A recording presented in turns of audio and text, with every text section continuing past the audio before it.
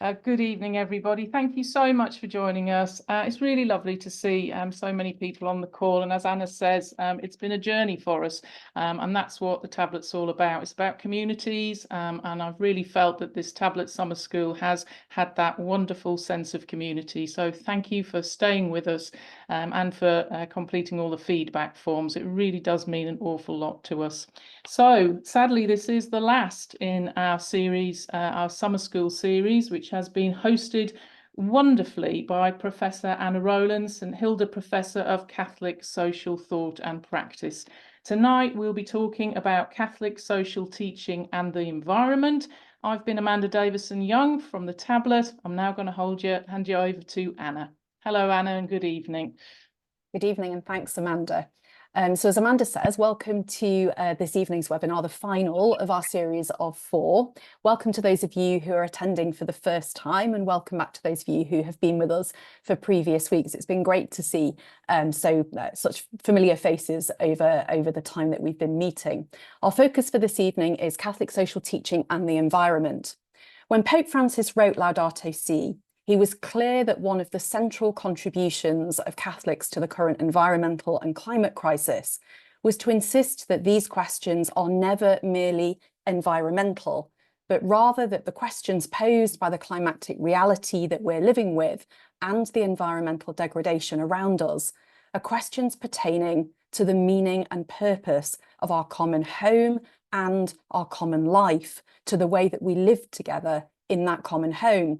That's why Fratelli Tutti is part 2 of Laudato Si', why we should see the earth as our common home and how we can live together well in that common home, as bookended questions.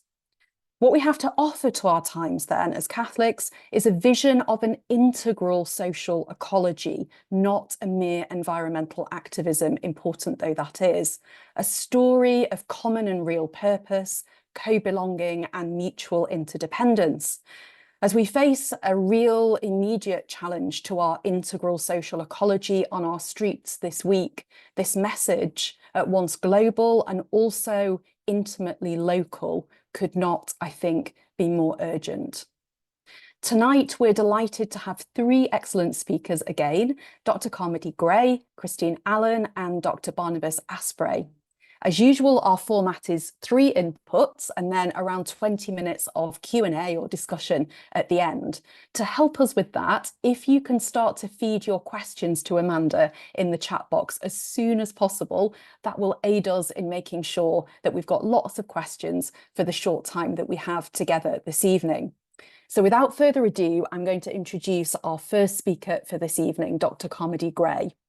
Carmody is an associate professor at Durham University, a widely respected scholar, activist, broadcaster and public speaker on a range of issues in religion and science.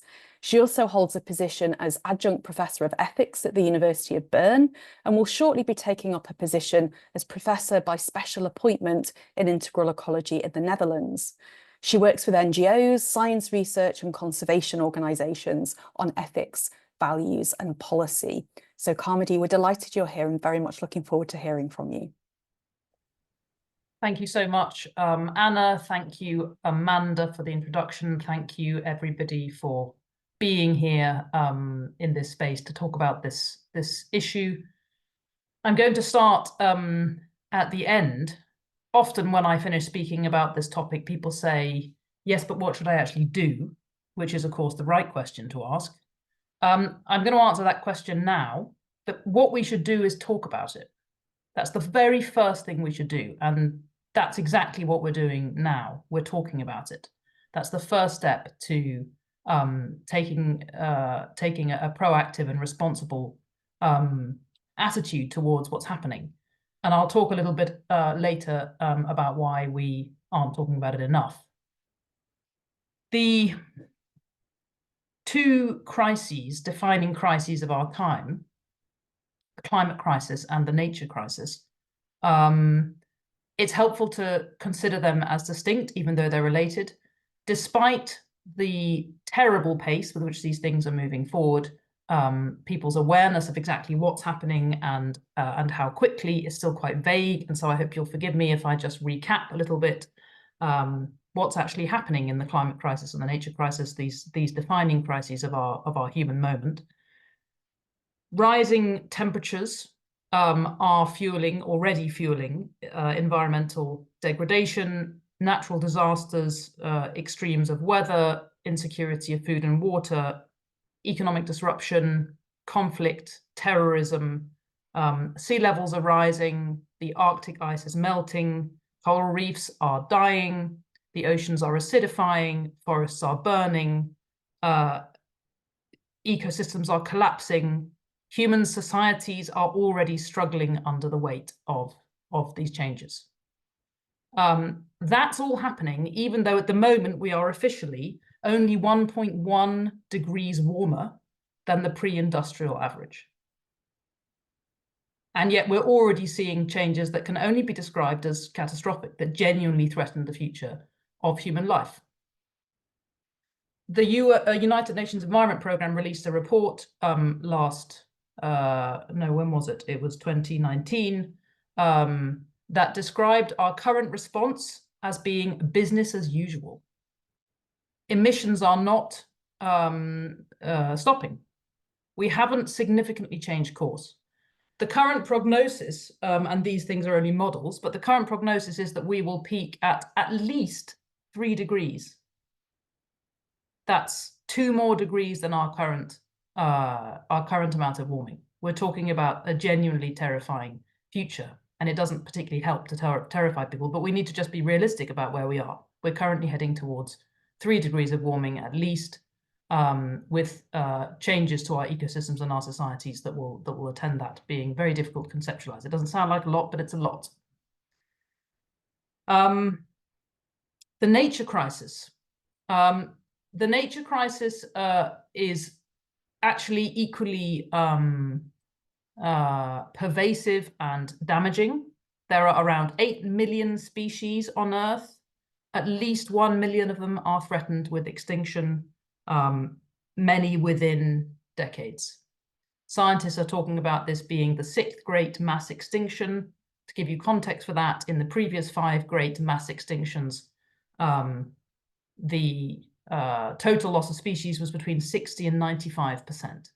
It takes millions of years for ecosystems to recover from these kinds of extinction levels, and these, of course, are also due to human activity. The nature crisis and the climate crisis seem separate, but of course they are deeply interlinked. The climate crisis makes the nature crisis worse, and the nature crisis makes the climate crisis worse for the slightly surprising reason that these ecosystems are, in fact, our best defense against rising temperatures, and they also act as a brake on rising temperatures. So we're in a negative spiral.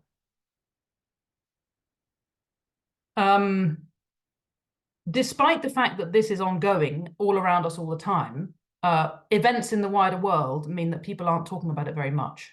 This is probably the worst thing about our current situation, is that these issues are being swamped by other issues, social and political issues, and we aren't giving this enough attention to the remotest stretch of what would be realistic or desirable.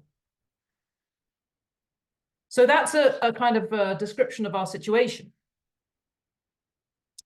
Where does Catholic social teaching fit into this? What does Catholic social teaching have to say about this? What I'm about to share with you is a very, very introductory foundations level orientation, so that we all can work with the fundamental concepts of Catholic social teaching on this. And then I'll make a kind of deeper comment about the sort of theology and spirituality of the faith itself. The popes have been teaching on the environment and human changes to the environment for a long time, certainly at least since the 1960s and arguably before then. And the message has been unambiguous and increasingly focused and intensive, peaking, of course, in 2015 with the promulgation of Laudato Si. Laudato Si gave us 2 really fundamental concepts for orienting ourselves in relation to the climate and nature crises. The first is there are actually several in Laudato Si, but these are the 2 that I'd like to work with you this evening. The first is ecological conversion. Probably most of us have heard of ecological conversion. We have a vague idea that we ought to recycle, or we ought to take fewer planes or whatever. I think it's important that we have the deepest possible understanding of what ecological conversion means, and Anna's already given us a good kind of context for this, that it's about the whole way that we live together as human beings on this planet. Let's just attend for a moment to the word conversion. The word conversion, if you think about its history and the use of the church, it captures the very deepest kind of change that a person can make. It captures the most fundamental level of a reorientation or a refocusing or a turning around, right? We probably all know that metanoia, the Greek word for conversion, literally means a turning around. It's the most fundamental kind of change a human being can go through, and it represents in Christian theology and Christian language the most important one, because it's to do with our response to God. It's to do with our response to God's call, God's invitation, God's demand. Now, when Pope Francis attaches the word ecological to that, he doesn't mean that ecological conversion is one of several possible conversions that we might have. That maybe some of us are kind of into that stuff, like it's our hobby or it's our special interest. It's not that. Ecological conversion, he says, is a key dimension of our overall conversion to Jesus Christ. It's not an alongside thing. It's actually part of responding to the person of Christ. It couldn't be more fundamental in terms of our, if you like, our religious life. That's ecological conversion. The other side of that is ecological sin. Ecological sin captures the following thought, that what is happening to our common home, what is happening to nature and what is happening to the climate that they are changes that need to be laid at our feet. We are responsible for these changes, and they have the character of sin. That is to say, they represent an objective moral disorder. That is, there is no way of getting out of the fact that we are the agents of these changes and that we are morally culpable for these changes. I want to say in a second that we're not all equally morally culpable for these changes, but still, the concept of ecological sin is the shadow side of ecological conversion, that when we fail to live as responsible stewards of God's creation and indeed responsible carers for one another, we are committing an actual sin. The African bishops call ecological conversion the clearest example, the clearest and most tragic example of structural sin. And structural sin means sin that has somehow got away from the agent and become pervasive in the very structures in which we live. So ecological sin, ecological conversion. I don't have enough time to add to these, add layers to these. I would like to talk a bit about justice and about poverty and about equality. We can maybe talk about that in the discussion afterwards. But with the time I have left, I want to talk a little bit about the most recent addition to the Church's teaching on this in Laudate Deum. Laudate Deum is a crucial addendum to Laudato Si. And Laudate Deum begins by pointing out the extraordinary resistance to responding to this situation that we're seeing going on around us, right? Pope Francis produces, he writes Laudate Deum as somebody frustrated and desperate that the message of Laudato Si has not landed.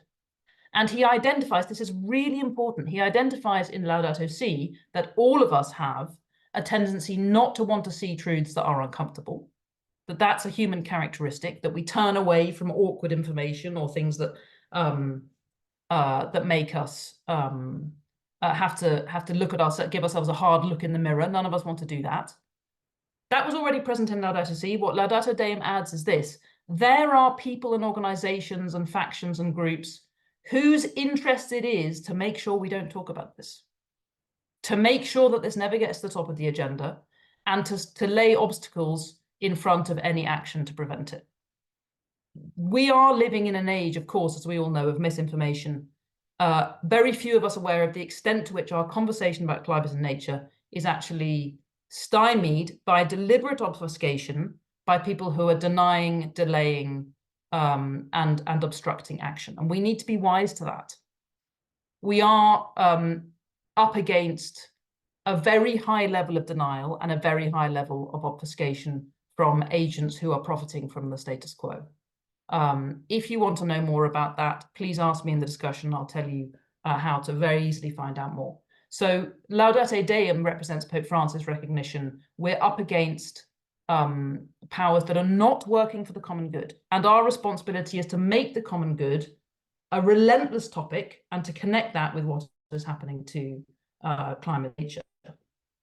How do I have Anna?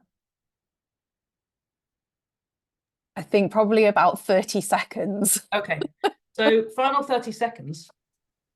The word Catholic, we don't think about this enough in connection to the church's social teaching. The word Catholic means according to the whole. Sometimes people act as though nature and environment and animals and oceans and forests and all that stuff is kind of outside of the concern of faith. That's an utter theological, like, that keeps me awake at night when people say that. Catholicism is literally about the whole. It's actually about the story of the whole of creation from beginning to end and God's purpose to bring all of that to fulfillment. The environmental crisis, the climate crisis, what is happening to nature and what is happening to our whole planetary system is a core concern of the Catholic faith. It's not outside. There is no outside to the Catholic faith. It's all inside. So don't let anyone tell you that somehow this is an added extra to your faith. This is what faith is actually about. This is what the Catholic faith is actually about. Thank you, Carmody, for a spectacular vision of Catholicity, as well as for laying out for us really helpfully the paradoxes that mark any attempt to have this discussion. Those paradoxes between it being difficult to conceptualize, yet totally concrete and around us all the time. The fact that it's the most significant crisis we face, and yet we're busy being distracted by other things, the fact that it's impoverishing, and yet some people are enriching themselves in the context of this crisis. So thank you for such a both beautifully motivating vision, but one also that helps us think about the tensions, contradictions, and paradoxes that we face in how to talk about it. So our next contribution will be from Barnabas Asprey. And Barnabas is Assistant Professor of Systematic Theology at St. Mary's Seminary, University, Baltimore. He grew up in an evangelical Protestant tradition and was received into the Catholic Church in 2019, 3 weeks before completing his PhD at the University of Cambridge. He's particularly interested in making theology publicly relevant by showing its implications for daily life. And I think that's exactly the spirit in which he's going to deliver his comments now. So Barney, we're really looking forward to hearing from you. Thank you very much. Can you all hear me okay? Awesome. It's always very inspiring to hear Carmody share with her passion and intelligence on this subject, and it's kind of a hard act to follow. But what I want to say will in many ways hopefully serve as a complement to what Carmody said in somewhat different words. I don't use the word conversion, but that is a key part of what I want to say. I think I want to take things down to fundamentals to start off with. Why is it that this is an issue that Christians should care about? Carmody's given us some reasons. I want to try and boil it down to some very, very basic principles that not just Catholics, but all Christians can grasp as fundamental to what it means to be a Christian. We know that God is love. We know that God created everything that exists. So therefore, it must be that God loves everything that he created. We also know from Genesis 1 that God appointed humanity as the guardians of his creation to steward it, if stewardship is a helpful word for you. So therefore, it's a fundamental part of our identity and calling as human beings to protect and sustain all that God created.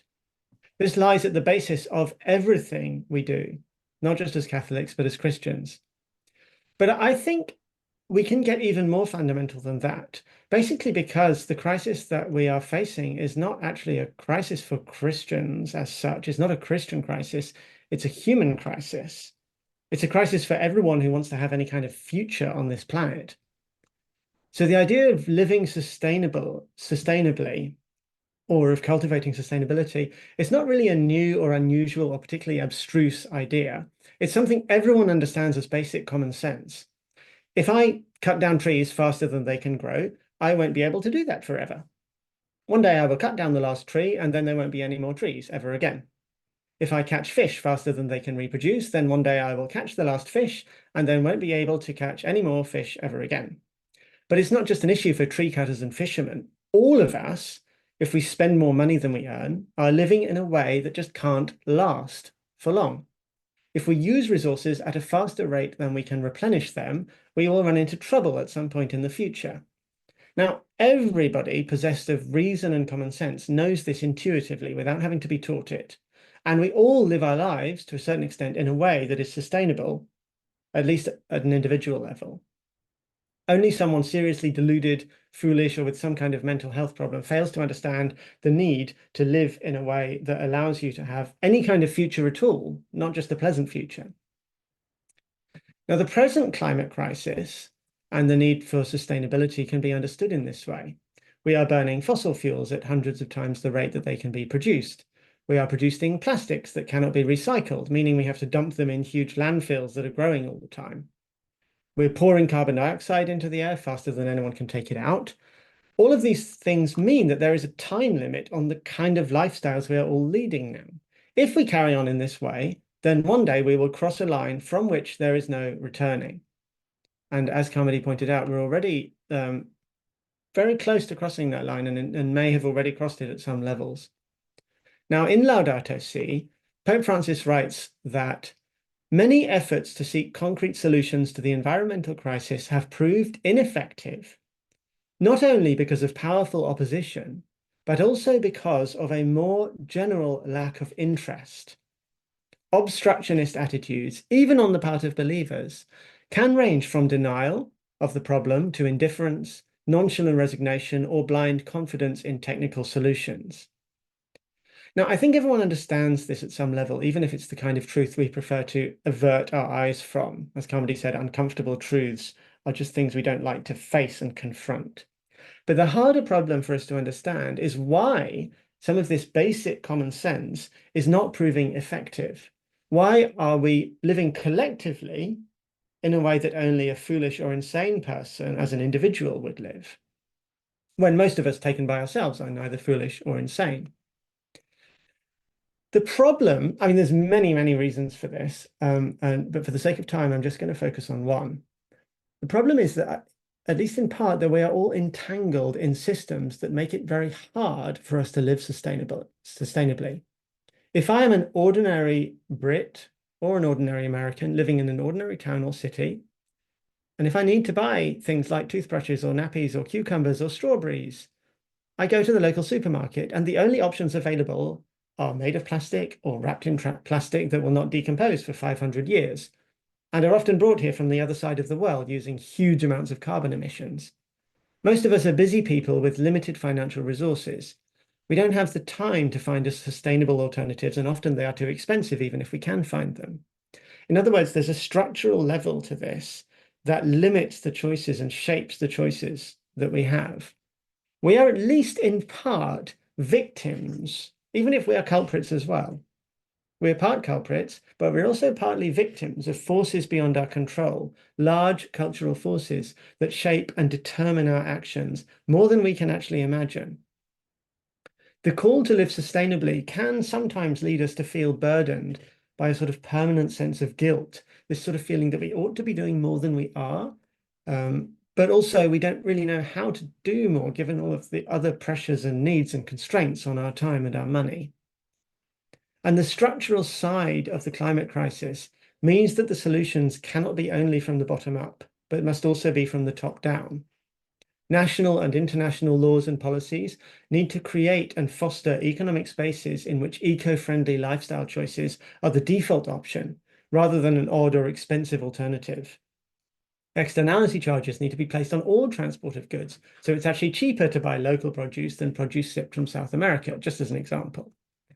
The thing is that probably most of us, or probably all of us in this online room, have very little power over those structural forces. And currently things do not look good. As Carmody said, people are largely acting as if it's business as usual. But I don't want to leave us on a sort of defeatist note. After all, the reason that you are here and that we are talking about this is that you know yourself to be a free human being. All of you here, you have the ability to make decisions and take action. You do have a certain freedom and power. May not be as much as you would like, but you have something. And you are looking for wisdom and guidance in how to use this freedom and power in positive and constructive ways. If you thought there was nothing you could do, or that we're all doomed, then you probably wouldn't be here. So the question that remains, as Carmody said, is what can I do?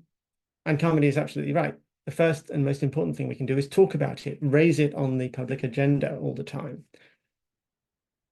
But I also want to return to theology. I started off with theology, and then I did a big detour into just sort of stuff that everybody could understand. I want to return to theology now and say, what is a distinctively Christian approach to this crisis? Especially in light of the fact that common sense and natural wisdom seem to be failing us, seem not to be enough to avert this crisis. So I would start by saying that Christians are never called to be defeatist or to throw in the towel. As Christians, we are called to hope. We are called to exhibit the virtue of hope in our lives, a hope that surpasses understanding, a hope that the world cannot understand because it stands over against all the odds and all the possibilities. And this hope is rooted in our conviction that our God is actually almighty, and that he's not abandoned his creation, and that he has the power to save. He is a savior. He is the God of our salvation. This is the God we believe in. The climate crisis may look bleak right now, but we have no right to become despairing or indifferent if we do our small part. We can trust that God is in control of what is out of our control. Secondly, I would say that our God is a God who transforms hearts and lives. That's the theme of conversion that Carmody talked about, winning the people to the power of the gospel and to a new way of living that is free of the shackles that this world places on us. But this transformation is slow, always slower than we would like it to be. We still feel the shackles gripping us at times. We are not expected to change everything all at once and to become totally holy overnight or totally sustainable overnight.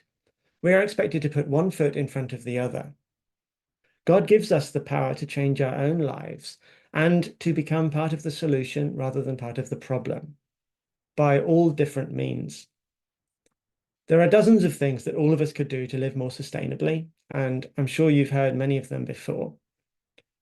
But I would encourage you to say to yourself, instead of being overwhelmed by the vast number of things that we could all do to live more sustainable, just ask yourself, what is one thing, just one thing that I could do in my daily lifestyle, one thing that I could change about what I buy or how I live that makes my life just a tiny bit more sustainable. And then once you've mastered that and integrated it into your life, so you're no longer even thinking about it and it's just a default, then ask yourself, what's the next thing I can do? And all of a sudden, what looks like a sort of unimaginable, complex array of things that I have to do, when it's broken down, it becomes a series of manageable steps. Even if we do everything in our power, though, we cannot by ourselves avert a possible catastrophe. We are small players in a very big game. But let's at least be part of the solution rather than being part of the problem. Let's live in such a way that if catastrophe comes, it won't be because of us. And let's live in hope that our actions are meaningful and worthwhile, and that we are in the hands of a God who is far more powerful than the most powerful forces in this world. That's all I have for today. Thank you, Barney. That's really helpful and a fantastic compliment to what Carmody was saying. I think you've positioned for us really well, partly the question of the storyline that convinces people, why people not convinced by rational arguments, as it were, what kind of creatures are we and how do we communicate into that space? You've helped us think about how we live well in a situation that may well prove to be catastrophic and introduce the question of virtue, I think, in a really helpful way too. So thank you for doing that. And we're going to move now to our final speaker. Just before we do, if I can remind you to be thinking about questions that you want to ask the speakers or comments that you want to make. And if you can feed those into the chat now, I know it's a bit tricky while you're listening at the same time, but if you can begin to do that as they're forming for you, then Amanda will feed those to me and we can make sure your questions get to the speakers. So last but absolutely definitely not least, we have Christine Allen as our third speaker. Christine will be known to very many of you as the director of Cafod, the development agency of the Catholic Church in England and Wales. She's been working in development for over 20 years, and before that she was working on domestic poverty and social inclusion. So she has that kind of integral social ecology perspective in the round. Cafod has been working on environment and social justice issues for many years, and Christine is co-chair of the Environment and Development CEOs Network. So Christine, we're very happy to hand over to you. Thank you very much. Well, Barnabas, if you were terrified following Carmody, I'm doubly terrified. But I'm hoping that as a practitioner rather than a theologian, I might be able to offer something into this discussion. I loved, Barnabas, what you talked about as hope, and I want to start by saying hope is one of Cafod's values, you know, and it's the thing that people often say, well, why isn't a development organisation got hope as a value? And I think you've summed it up brilliantly well. That it is that sense of we are not prepared to allow to do nothing in the face of the injustice and pain and suffering of our world. And that, you know, that was the response of the women who founded Cafod, or what was Family Fast Day in 60 odd years ago, that then became Cafod. And I think it's the work and the words of individuals doing their own bit that can sow seeds that can have tremendous kind of impact that many of us fail to comprehend. You know, I met the mother of the daughter of one of Cafod's founders just the other week at an event, and she said, you know, if my mother had, you know, any idea, if my mother could see what Cafod was now, she wouldn't quite believe it, you know. And I think that sense of we plant seeds, we are, as that famous prayer in the reminder of Oscar Romero, we are prophets of a future not our own. So I think that sense of hope is really something to really fill out. Cafod has our own strategy, which is called Our Common Home. We've responded to the challenge particularly laid down by Pope Francis in Laudato Si, but as Carmody flagged, you know, as part of Catholic social teaching for a number of years. I've got popular and progressive in my head and some of the sort of real challenges of that. So we spent a long time reflecting on the challenges that Pope Francis posed to us, all of us as a Catholic community, and indeed to all people of goodwill, and reflected on, well, what does it mean to be a development agency in the context of environmental degradation, and developed what's called an integral ecology approach to our own programming, to the work that we do, that we support around the world. And that's evidenced in a number of different ways, whether it be through how we're supporting environmental defenders in Latin America, how we support different models of training and farming and agroecology in all sorts of countries around the world, how we provide a platform for the voices of people who are living the reality of environmental destruction and natural resource degradation at the climate negotiations globally, so that the direct experience of people who are affected by the decisions that are made in those big negotiating moments are really listened to. And I've been to a few COPs myself, so I know what a circus they are and why it's important that the authentic voices of people in poverty and who are facing that reality are heard. And it's our job to stand alongside them, to enable them to make that happen. But as both Carmody and Barnabas have talked about, there is something fundamentally and utterly systemic about environmental degradation and the climate crisis. And I think it's not, as Pope Francis reminds us, it's not just an isolated issue or it's a scientific or technical solution. It is really about a complex system of processes. So I want to reflect on a couple of factors from our experience. And the first one is about kind of responsibility, if you like. We know that climate change has disproportionately been caused by the industrialized global north. You know, we've extracted natural resources from the south, or we've kind of plummeted greenhouse gases into the atmosphere through our industrial revolution. And all of that has worsened natural disasters that are affecting everyone. But the reality is that it's the poorest people, communities, and countries that are both the most vulnerable and are most directly affected. 17 out of the 20 countries most threatened by climate change are in Africa, for instance. And the reality is that for many of the people and communities that we work with, climate change, the impact of climate change, is not some future issue. It is now. In fact, it was yesterday. It is the reality that they're living with. For instance, food production. Climate change has massively impacted and is impacting on food production in poor countries. For instance, agricultural productivity across Africa has actually declined by about a third due to climate change, according to the UN. But of course, it's also a problem affecting the UK here. Last year, there was 10,000 chickens died from heat stress in transit during our summer heat wave. We've got issues with farmers being able to produce crops because of erratic rains or droughts. So it is a global reality. The other issue is that the extreme weather events that we're seeing is also impacting on food production too. The Food and Agricultural Organization estimates that in the 10 years between 2008 and 2018, natural disasters, so-called, caused more than $108 billion worth of productivity losses in the agricultural sectors of low and middle income countries. And slow onset climate change also impacts agricultural livelihoods at a local level too. I'm thinking of the people that I met in Marsabit in northern Kenya, very arid area, who are pastoralist communities who simply were going further and further to find land, find grazing facilities for their animals. And in one community in particular, going to visit largely women who were left, walking over carcasses. And one of the community leaders said to me, you know, things are really desperate when the camels have died, because we were standing by a carcass of a camel.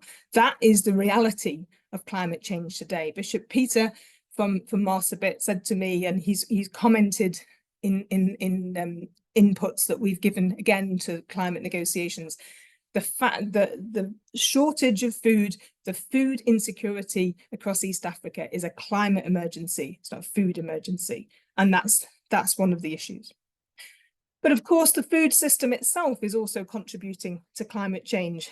Approximately a third of greenhouse gases are associated with this industrialized, heavy food system, as well as issues around biodiversity loss, soil loss and deforestation.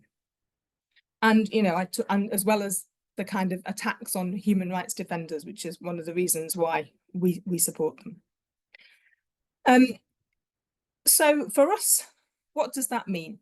Well, we believe that meaningful, a lasting solution to this requires really a systemic approach. It requires wholesale reform of the sort of unequal system that's dominated by the US and Europe. And that means funding things differently. It means unpacking some of those issues. So funding for adaptations, funding for countries that have already been affected by climate change, what's called loss and damage.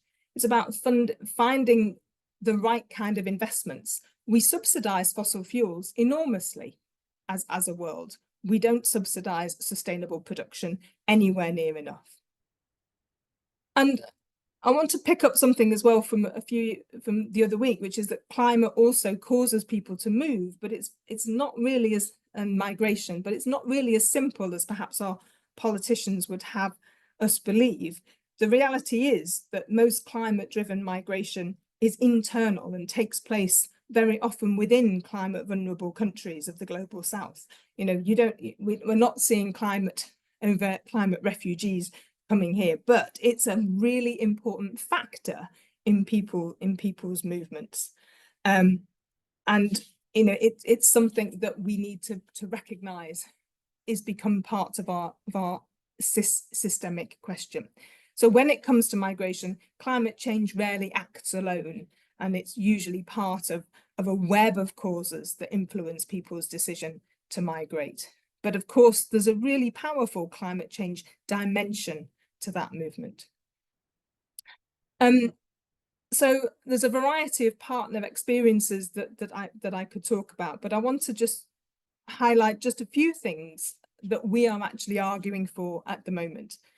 We're looking at wanting to strengthen the international tax system, for instance, to make the major polluter countries, companies, and also consumers pay for the crisis that they have caused, things like wealth, climate change, damages, and frequent flyer taxes, those sorts of mechanisms.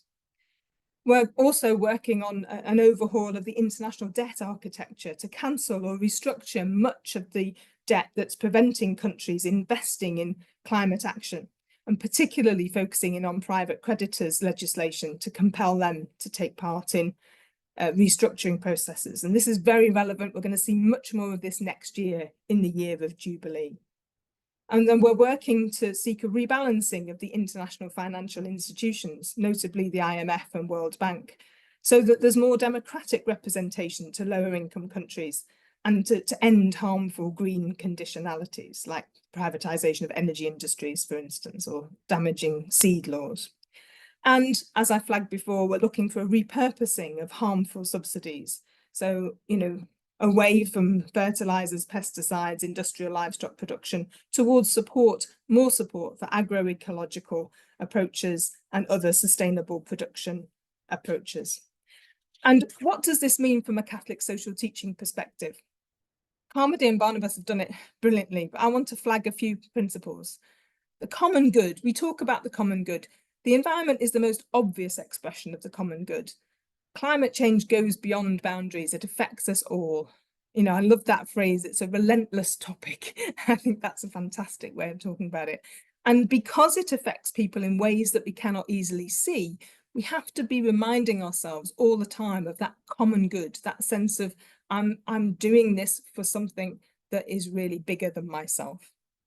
Subsidiarity is a really key principle within Catholic social teaching, and it's there within the climate negotiations and the climate practices. There's the Paris Agreement, but every country has to be able to develop its own either nationally determined contributions, or the new lingo is quantifiable goals. So, raising with your politicians, well, what is Britain doing in terms of its quantifiable goals as part of the Paris framework? And the Paris framework is the stuff that we've signed up to, and many companies actually have also signed up to it. Christine, 30 seconds max.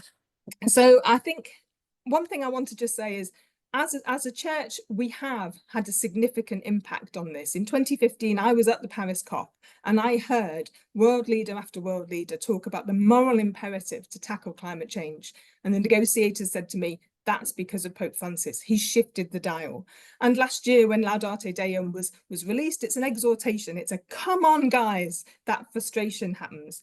I don't think we should ever lose the impact of our voices, the power of our opportunities, but we use what our sphere of influence can be to the maximum impact that it can have. Thank you, Christine. A fantastic clarion call to thinking that there are systemic things we can do. And when we organise together, it's possible to really imagine those in a kind of hopeful and very concrete way. So a brilliant alongside the other two contributions there. So now we're going to move very quickly to questions to make sure we get in as many as we can in the time that we've got. So I'm going to begin with a question from Chris, and then I'm going to come to a question from Martin. And the two questions we've got so far in the chat both pick up in a really important way on what you've said, but allow you to go a little bit further. So this will be a question for all three of you to address. So Chris says, in both Laudato Si and Laudato Deum, Pope Francis is very critical of what he calls the technocratic paradigm, which we haven't talked about and yet is so central to the whole thrust of his social teaching. In confronting this mindset, the technocratic paradigm, is this something that has a top-down solution, or is this something that can be challenged at a grassroots level? So how do you get hold of the technocratic paradigm in your ordinary daily life? What might that mean? So I'm going to come to Carmody first. Thank you for a very good question. Well, as ever, the answer, of course, is both and. neither the top end nor the bottom are optional. In your own life, and in the lives of those you know, it's important to be very, very courageous and persistent in challenging that and becoming sensitive to the ways in which you're operating within a technocratic paradigm without having noticed it, and you're absorbing it from sources around you that you can choose to distance yourself from. At the same time, it's important to notice that powerful actors at the top are selling you the technocratic paradigm. They want you to be engaged with this. Carmody, do your one sentence on your reading of the technocratic paradigm for people who are not familiar with that phrase.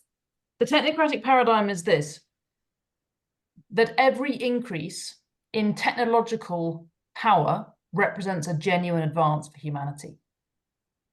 It's an assumption that technological power is good, regardless of how it actually functions or what effects it has. So the technocratic paradigm is wrong insofar as it leads us to not notice that some technologies are good and some are not so good. Some increases in our material power are good, others are not so good. It's about having a discriminating approach to the use of technology. There's something about the structure of capitalist societies that people make money out of selling us technologies, and therefore people who kind of construct the market have a vested interest in preventing us from asking that question: is this good for me or not? Is this good for the world or not? Does this help me or not? And many, many things about our consumption habits don't actually serve us or others. And so the critique of the technocratic paradigm is about asking, how can I become more discriminating about that, A? And how can we create regulatory and legal and governance structures to make sure that technologies are only promoted at the systemic level when they actually serve the common good?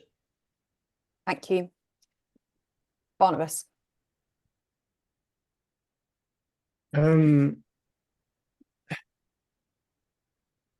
I don't know what to say that Carmody hasn't already said, really. I mean, the problem is that throughout all of modernity, and by modernity I really mean something that goes back 300 or 400 years, there's been this increasing drive to control and mastery, to seize control of everything, to master everything, and to turn it to suit our own needs and satisfy our own pleasures and our own desires.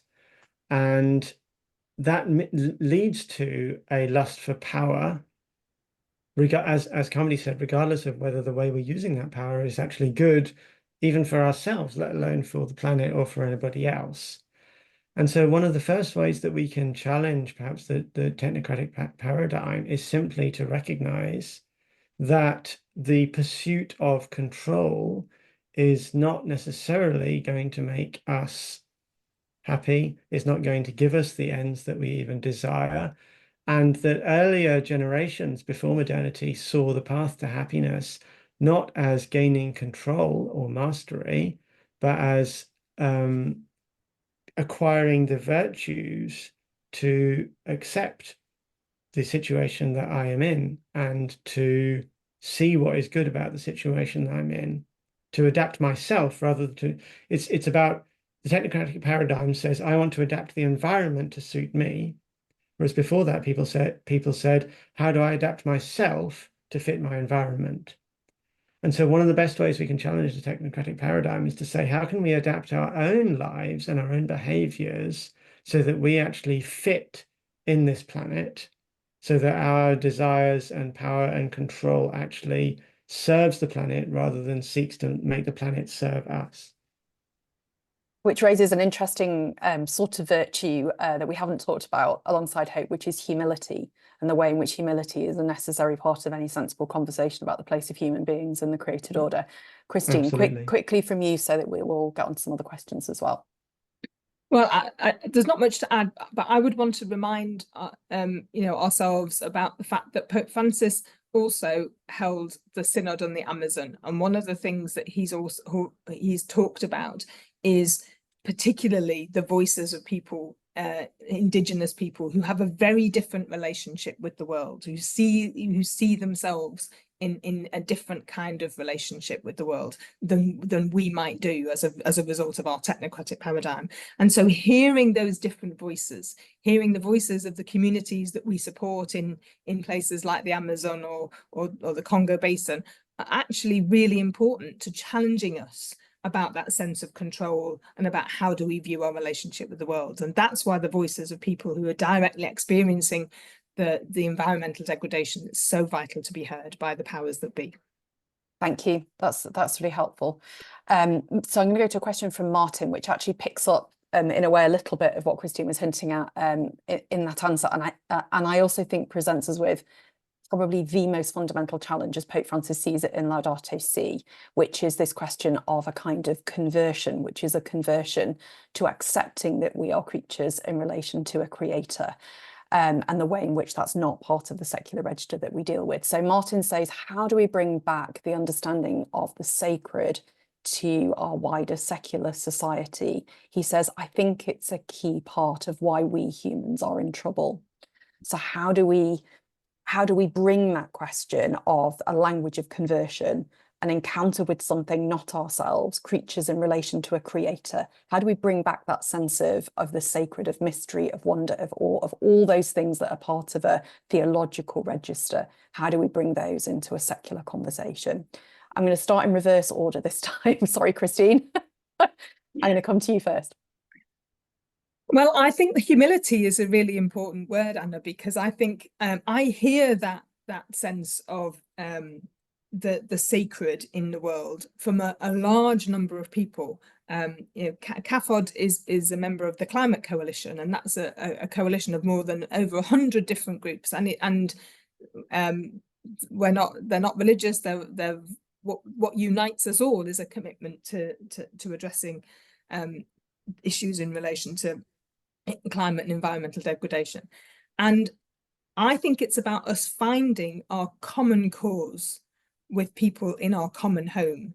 So, there was a time when anyone who was doing anything remotely green was classed as, was dismissed as a tree hugger. I mean, I worked for Cafod 30 odd years ago and doing all this, and it was really tough. It's much more mainstream than it is now, but we're not the only ones that are part of it. So I think walking alongside, finding our common cause in our common home with other people who might not share our faith, but who still have that sense of sacred, who still have that sense of awe and wonder at the world. I think our own witness alongside other people speaks absolutely powerfully, but we have to live out that witness. One of the things that undermines this so hugely and undermines the British government in terms of its role on the world stage is hypocrisy. So I think, we can't do everything, but I think we have to recognise where we are doing stuff and where we're failing and be honest and humble about that. Thank you. We'll come back to the question of hypocrisy and perhaps the church's own hypocrisy in a minute with another question if we get to it, which hopefully we will. Carmody. I'll frame this autobiographically. I was recently invited to be part of a project on digital religions. And I am part of other projects on artificial intelligence and computer technologies. I think that the rise of digital interfaces is a major reason for people's sense of disconnection. And I think we should talk about that. In terms of the loss of a sense of the sacred, there are roughly two kinds of sacred. There is the sacred that is the wider world of creation, and there is the sacred that is one another. And digital interfaces separate us from both. And I think that the signs are absolutely everywhere that these interfaces produce a kind of deadness and isolation and loss of orientation, and that we should be resisting that with all of our might. And I don't particularly want to qualify that. I mean, yes, people like to come in and say, well, yes, but they also do good things. Well, they do. But we don't need to be overbalanced about this. These are interfaces that really are shaping our lives in destructive ways, and especially the lives of young people who grew up with them. And I think there are loads of things that we could talk about the loss of the sense of the sacred, but in terms of actual practical realities that are happening right now and across our societies that we have a very direct degree of agency in relation to, we should be paying attention to that, and we should move away from those in our personal lives, and we should create structures that take people away from digital interfaces and put them back into nature and back into society. And then the sense of the sacred spontaneously comes back, because people know that nature is sacred, roughly. They know that one another are sacred, but they don't ever encounter them. So that's my kind of one thing to do about that loss of the sense of the sacred, is just create patterns of resistance to digital interfaces. Okay, thank you. I'm aware we're doing this on Zoom, so we're both part of the problem as well as hopefully part of the solution. But that kind of passionate call for the real and a sense of what really grounds us, literally in all senses, is really important. Really quickly, in like 30 seconds, Barney, and then I promise I'll give you a bit longer on the next one. I think I'm going to go right back to what Carmody said at the beginning. We have to talk about it. And Christine is right, we have to live it as well, because if we're talking about it and not living it, then that won't be remotely attractive. But if we're living a sense of awe and wonder for nature, and if we're going into nature, and if we're the kinds of people who other people want to be around, they'll want to come with us. And then they will experience that same conversion alongside us. That's all for now. Okay, thank you. So I'm going to come to a final question, and it'll be a sort of 1 minute each chance to say something so that we finish on time. So Bakani asks, how do we address some of the changes, that the church itself needs to make?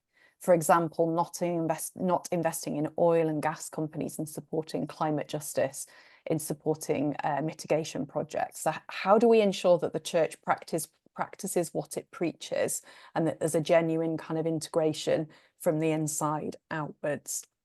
What does this demand of the church beyond its teaching, as it were?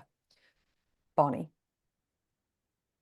Don't become known as the climate enthusiast in your church, because that will only have the opposite of its desired effect. If you make it just your one thing that you're always talking about, then it actually sort of puts people off sometimes, and it makes people feel like it's just your preference, like your flavor of ice cream, and I prefer to talk about something else. I think we need to show that we care deeply about every aspect of what the church cares about, and include this as one of those issues, so that people see a balanced perspective, and that will make it much more attractive to turn the church more to prioritize this. Okay. Carmody? I think we're being asked, how do you get the church to engage with some of the systemic issues from the inside in terms of its own investments and own,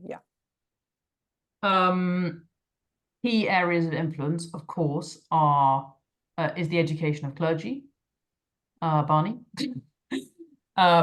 Making this a core part of the training of the church's future leaders, ordained leaders. Catholic schools, it needs to be a central part of the Catholic curriculum. Catholic liturgy, which is where the Catholic sensibility is formed. And of course, the current ways in which the church is, thanks be to God, engaging in wider processes of listening, need to be taken advantage of. The church's leaders, ordained and non-ordained, need to know that ordinary Catholics are voting with their feet in terms of the way they're spending their money, the way that they're living, the way that they're praying, the way they're educating their children. All of these things need to be operationalized. I know I only have 1 minute, but this is just a quick example. When the church was in its first centuries, if you go back and visit those churches, which you can do in places like Ravenna, and you see the way they designed their spaces, it was absolutely clear that they thought that the whole creation was participating in the church's life. It was not a kind of tiny little anthropocentric world where it was all about, coffee after church and what the politicians are doing. It was like a cosmic vision. And that was expressed physically in the spaces that Catholics and Christians and actually worshipped in. And we need to get that sent back, right? This isn't a separate issue from all the other things the church does. This is the space in which the church lives. It's the space of the cosmos itself. And there are loads of ways of expressing and communicating that. And that's what we need to explore. Thank you. Christine, final 30 seconds. I think we should talk about all of the things that are actually going on within the church. I think that I've come across a number of dioceses that are looking at a sustainability plan. There's people like Operation Noah that are influencing on divestment. I think the Cafod has a program called Live Simply, which asks parishes and schools to engage in how thinking about how they live simply, sustainably, and in solidarity with the poor. I think, you know, we do a load of resources in terms of Catholic social teaching, especially amongst primary and secondary education, and young people are really keen and enthusiastic. So I think we should talk about what is actually, maybe we need to do a little bit more research to find out what's going on, and we should talk about it, because there is stuff out there, there is stuff happening, and the more we create that energy about it, and it's not just, you know, an individual, you know, I totally take Barney's point, it's not, you know, you can put people off, but actually there's a load of energy there, and I think we need to bump that stuff up and talk about it more. Thank you. So I think that's the theme of our evening, is we need to talk about it more, and that talking is about a relentless pursuit of the common good, finding a common cause for our common home. Those are the kind of phrases that have really stuck with me from the conversation this evening. So thank you to all our speakers. Thank you to all of you who've come along and brought your questions and brought your attention, most importantly. And I'm going to hand back to Amanda. Thank you ever so much. I think the thing that I take away from that, I feel empowered. I feel like I want to go out and do something about all this. We've got to talk about it. We've got to live a sense of awe and wonder and nature. The world and the common good are ours, and we have to make a difference. And with the tablet and the communities that we've got, and all of the fantastic speakers that we've had over the last 4 weeks, hosted fantastically again by Anna, you know, we can make a difference. So I think that's sort of how we're going to bring this all to an end. Just as we bring it to an end, the Tablet Summer School 2024, for all of you that have either missed or haven't seen all of the series, we have recordings of every single one. So please do get in touch with me if you want either the Catholic Social Teaching and the Common Good, the Catholic Social Teaching and Poverty, Catholic Social Teaching, Migration, Fair, Just and Sustainable, or Catholic Social Teaching and the Environment. All are available for you. So as we move on now from the Tablet Summer School, we enter into our next series of events for August. We've got Global Christianity, the Future of the Catholic Church. We've got Professor Ian Linden from Oxford, and Rita Joseph, who's a New Delhi-based journalist, will be talking about how Catholicism has expanded and what it means for the Catholic Church of the future. That will be on Wednesday, the 14th of August. And then we have Joe Biden, Pope Benedict, and the humility of resigning. Join Dawn Eden Goldstein and Michael Sean Winters on the 21st of August as they talk about how the two similarities are there. I think Michael's going to say, I don't think they are similar, but I think there's going to be a good discussion going there from what I can gather. So please do join us on the 21st of August. And don't forget to book your date out for Wednesday, the 16th of October, when we have our live event with Raymond Friel, OBE, CEO of Caritas Social Action Network, who will be doing the Tablet Live lecture. That will be at the CCLA Investment Offices in London. We have 4 places left on the pilgrimage to Patmos. So if you're still interested in that, there are only 4 places left. The tour leader is Father Nicholas King. So please do get on to, there's a phone number, it's all in the tablet, or you can go to JC Journeys on their system and inquire about that. We have the Jewels of Lake Maggiore, and we've also got the Advent in Austria, and also there's limited places available now for Andre Rieu in Lisbon. Just for any of those that are just tuning in for the first time, that is actually a pilgrimage. So it's not the tablets just gone a little bit wayward. We are doing Andre Rieu in Lisbon, but there is a pilgrimage attached to that as well. And so please do have a look at all the details for that. If you're not a subscriber to the Pastoral Review or the Tablet, then please go on to www.thetablet.co.uk and you'll find all the details of how to subscribe. And we have a 5 for £5 offer where you get a free book as well. And if you are a subscriber, you can give anyone a complimentary copy, a digital copy of the tablet this summer. All the details are in your tablet. And we are still running our Tablet Development Fund appeal for 2024. So if you have any spare pennies after your summer vacations, please put them towards the tablet, or indeed Cafod. All fantastic causes and all doing good works in this Catholic space. So on behalf of myself, all the team at the tablet who pull these webinars together, Anna, thank you so much. It's been an absolute pleasure working with you over these last 4 weeks. I've thoroughly enjoyed it. Thank you to Carmody, Barnabas, and also Christine Allen. It's been an absolute pleasure. Mostly thank you to all of you that have joined us. We couldn't do it without you. So thank you. Thank you for your time, your questions, and also your support. Many thanks to you all, and a good evening. Good night. Good night.